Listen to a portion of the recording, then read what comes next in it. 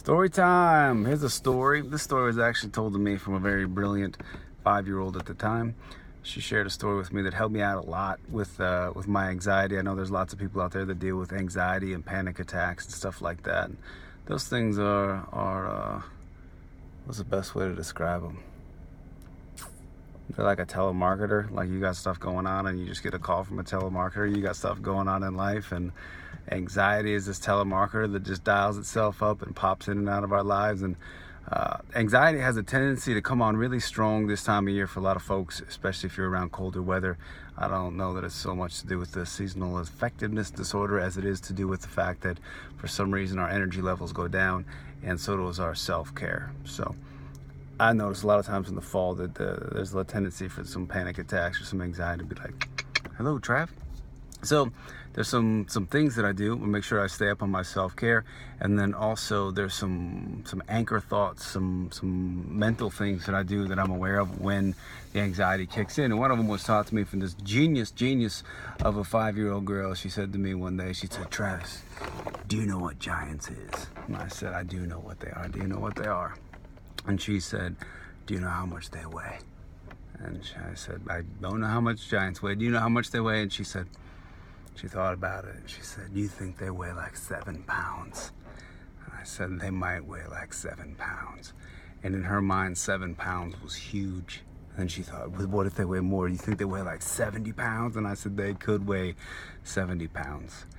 And that put something into perspective for me, the power of my mind with its ability to make something way bigger than it is. That something that is 7 pounds can feel like it's 700 pounds. It could be some kind of thing I have coming up, like a project or a presentation, or say you're speaking in public, or starting a relationship, or ending a relationship, or whatever it is.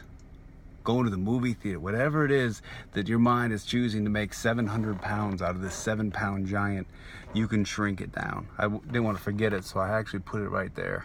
Sometimes I like to write, in school I used to write answers on my hand to cheat. So sometimes in life I write answers on my body with permanent ink. It seems to help.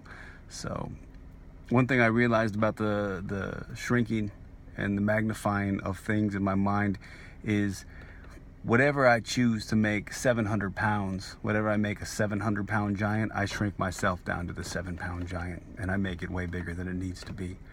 I've heard professional athletes talk about when they get into the NBA or the NFL that the veterans of the sport told them to shrink the game down. Don't make it so big. When you make the game too big, it runs you over. And the same is true of anything in life. You make it big or you make it small. In here, you be the 700-pound giant.